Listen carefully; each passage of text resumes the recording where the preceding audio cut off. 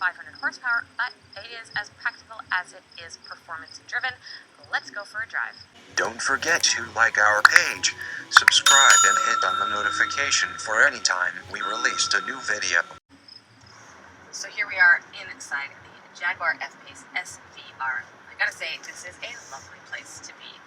Only Jaguar can make a performance vehicle that absolutely bathes you in luxury. You know what? This might not be the fastest sport crossover on the market, but it might just be the nicest to be inside. I'm going to talk about the interior first before I get into those performance numbers, just because it is so lovely in here.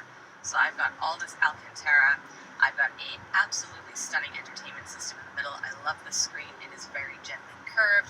The graphics are beautiful, modern. The color combo is just, I don't know, everything about it screams Jaguar in a very good way. These seats, incredibly comfortable. They hug you in all the right places, especially for that more spirited drive. They can be adjusted in a myriad of ways. Again, I'm going to go back to this middle console, just absolutely stunning. You've got that really nice little reminder there of where they are made in Coventry.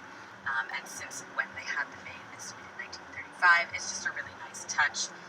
The HVACs are a little bit hard to get used to. A single knob does 3 different things, depending on how you push, pull, and turn. But again, living with the vehicle, you'd get used to it. I love the stubby little shifter. Again, it's super simple to use, and I've got all of my drive mode selectors down here as well, and the all-important exhaust note button. So let's get into that exhaust note performance section.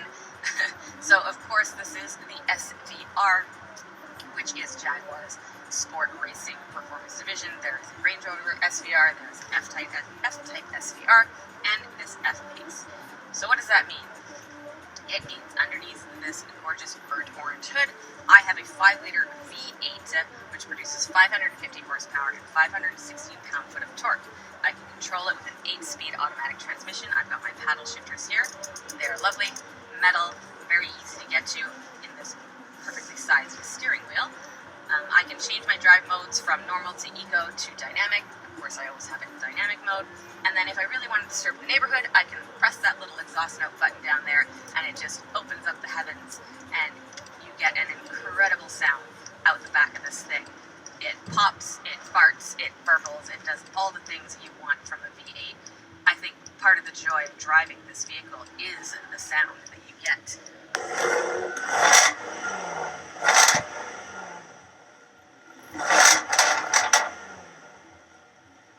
Now, in terms of how it performs, this is not the fastest performance crossover. As I said, 0 to 60 is in about 3.7 seconds, I believe. The Stelvio Quadrifoglio is quicker than this one, but it's not as nice inside. It doesn't drive as well. Another gripe, if I can say it's a gripe, it feels a little heavy, heavier than you'd want a vehicle like this to feel. Cornering, handling might feel a little bit soft, but then that ties into the comfort value.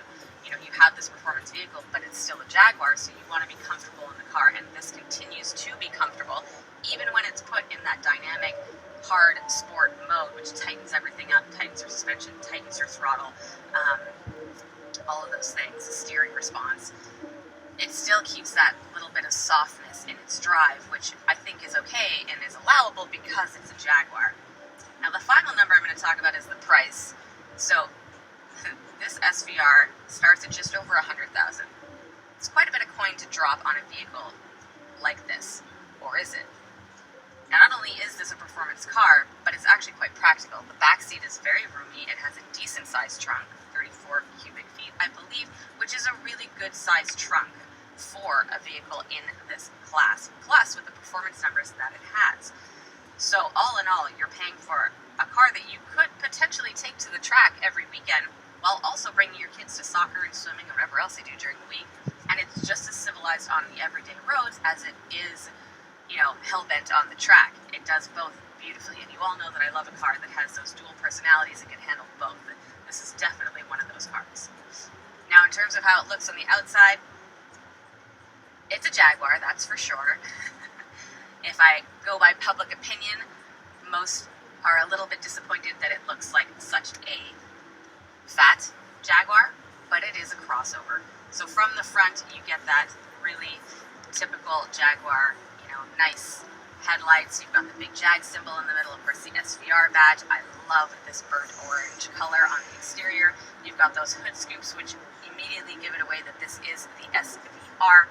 In terms of other little bits and pieces that set it apart from a regular F-Pace, beefier front bumper. You've got the big air intakes on the front. The black touching against the burnt orange again makes a big difference. I'm sitting on 22-inch rims, which are beautiful and really, really help you see those red brake calipers underneath the rims. It's a great looking SUV. Not everybody will agree with me, but I think it carries its exterior look very well, and it's sleek, and it does all the right things, and it does